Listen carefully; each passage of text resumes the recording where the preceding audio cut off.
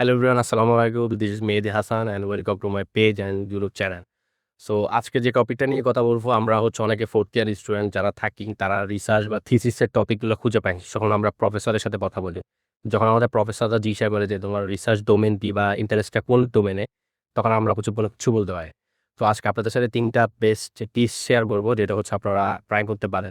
First one হচ্ছে আপনারা তখন বা আপনাদের কোর ডোমেন কোনটা সেটা ফিক্স করা। কারণ আপনি হচ্ছে লাস্ট 3 ইয়ার ধরে একটা ডোমেন ভাল লাগছে।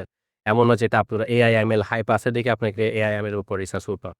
আপনার লাস্ট 3 ইয়ার্স এর যে সাবজেক্টটা বা যে ডোমেন আপনার এক্সপার্টাইজ হইছে বা আপনার ভালো লাগছে যে ফিল্ডে আপনি কাজ করলে অনেক রিসার্চ নিয়ে কাজ করতে পারেন। সো এটা ফিক্স করা। সো আপনার ডোমেন ইন্টারেস্টটা ফার্স্টলি ঠিক করতে হবে।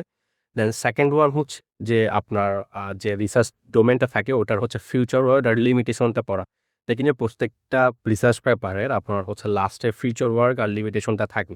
যখন অথররা হচ্ছে লাস্টে নেক্সট কোন স্টেপে কাজ করতে পারে বা কোন কাজটা ওরা করে নাই, পরের করার প্ল্যান করতে পারে। আপনারা ওইটা পড়লে তাহলে হচ্ছে আপনাদের আইডিয়া অন্যান্যভাবে আসে।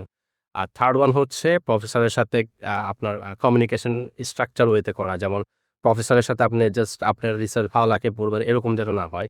আপনি হচ্ছে স্ট্রাকচার ওয়েতে ৩-৪ টা পেপার নিয়ে কাজ করছেন। এরপর দেখাবেন যে আপনি এই গ্যাপগুলা আপনি দেখছেন যে আপনি এই রিসার্চটা এই গ্যাপগুলো ফিল আউট করতে পারেন। সো ওভারঅল এইগুলা নিয়ে আপনারা হচ্ছে ট্রাই করতে পারেন। এই ৩ টা আপনারা হচ্ছে টিপস দিছি। তো আপনারা এগুলো নিয়ে কাজ করতে পারেন। এই ভিডিওটা আপনাদের যারা হচ্ছে ফ্রেন্ডস আছে যারা হচ্ছে রিসার্চ নিয়ে কাজ করতে চায় তাদের সাথে শেয়ার করেন আর পেজ ফলো করেছেন, সাবস্ক্রাইব করে